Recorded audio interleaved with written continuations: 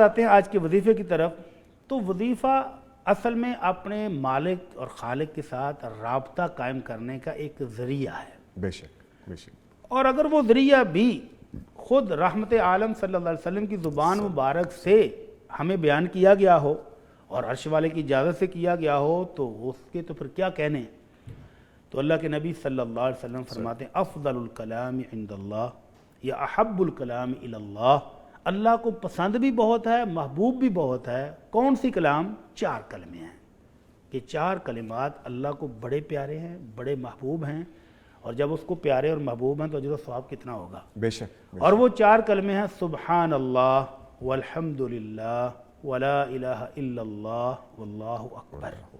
یہ 4 کلمات ترتیب کوئی بھی ہو، آپ اللہ اکبر سے شروع کر لیں، آپ سبحان اللہ سے شروع کر لیں، آپ الحمدللہ سے شروع کر لیں. ان سب کا اجر و ثواب کیا ہے؟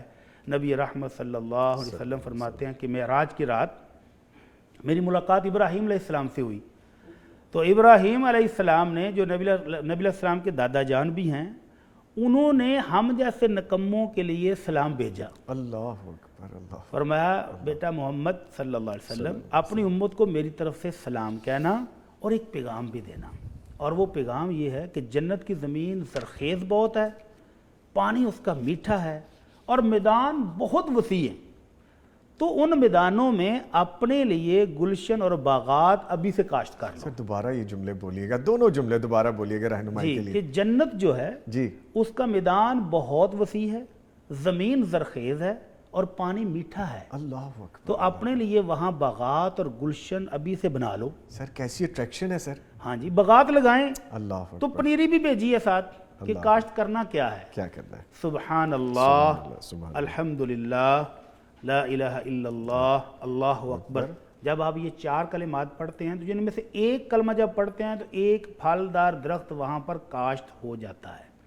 گویا آپ کی رجسٹری وہاں ہو گئی کہ جتنے درخت آپ وہاں لگوا رہے ہیں وہ ساری زمین اب آپ کی ہے. اللہ. تو جنت میں اپنے محلات، اپنے باغات ابھی سے کاشت کرنے شروع کر دیں. ان کا اجر و ثواب کیا ہے؟ ایک تو جنت کے اندر محل بن رہے ہیں، اور ایک بہت خوبصورت بات انہی کلمات کے حوالے سے، اور وہ میں آپ کو کہوں گا کہ وہ وظیفہ ایسا ہے کہ مفت بانٹنے والا نہیں ہے. اللہ اکبر. اللہ اکبر. لیکن یہاں پر تو سب کچھ ہے ہی امت کا، خزانے کھلے ہیں سر. سب سمیٹ لو جو سمیٹ تو لو. نبی رحمت صلی اللہ علیہ وسلم جا رہے تھے تو آپ کی چچا زاد بہن حضرت ام ہانی جو حضرت سیدنا علی کی بڑی بہن ہے، انہوں نے آواز دی کہ بھائی جان بات سنیں. تو اللہ کے رسول قریب ہوئے تو کہا میں بوڑھی ہو گئی ہوں، کمزور ہو گئی ہوں، اب مجھ سے لمبے لمبے وظیفے، لمبے لمبے اذکار، زیادہ تلاوت، لمبی تہجد نہیں پڑھی جاتی.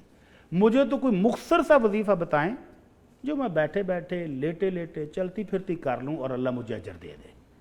تو اللہ کے نبی صلی اللہ علیہ وسلم نے جو وظیفہ اپنی بہن کو بتایا وہ ہوا نا سید گھرانے کا. بے شک بے شک. تو فری میں مل رہا ہے تو لینا بھی چاہیے. بالکل بالکل. تو آپ نے فرمایا سبح اللہ 100 مرہ، میری بہن 100 دفعہ سبحان اللہ پڑھ لیا کرو.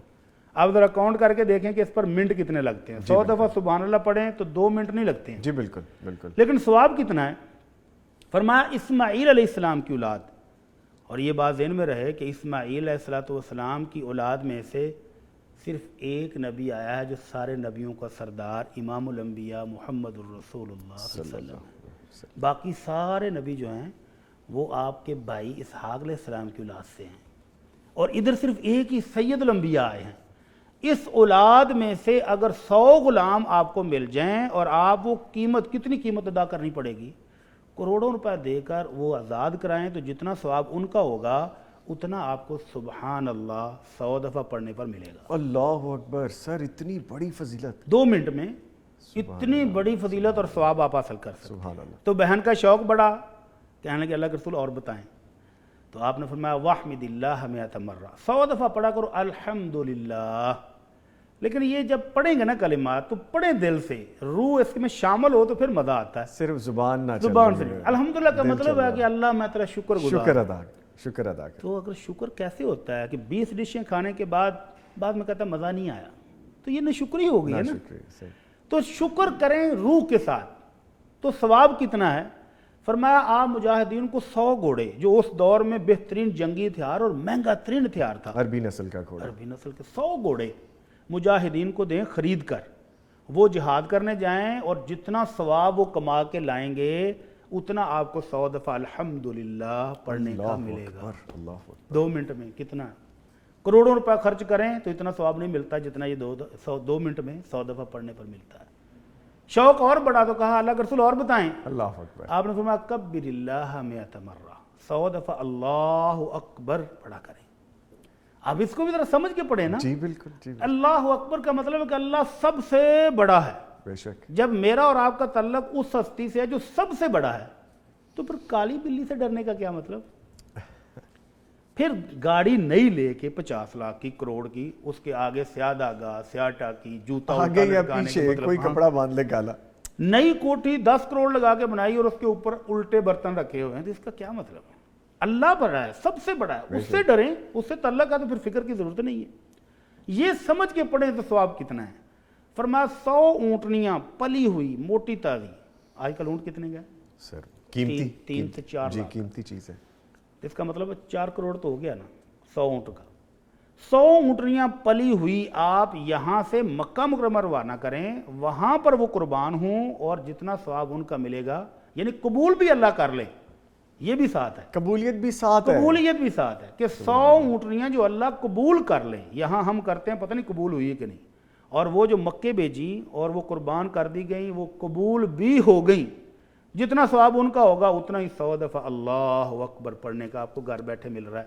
تو بہن کا شوق مزید بڑھ گیا. اللہ کے رسول اور بتائیں.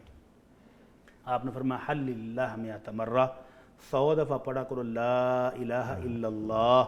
اس کا مطلب بھی سمجھ لیں کہ اللہ تیرے سوا میری کسی بھی عبادت کا دوسرا کوئی بھی حقدار نہیں، اللہ میرا سب کچھ تو ہے. بے شک. جب یہ سمجھ کے لا الہ الا اللہ پڑھا 100 دفعہ تو ثواب کتنا ہے؟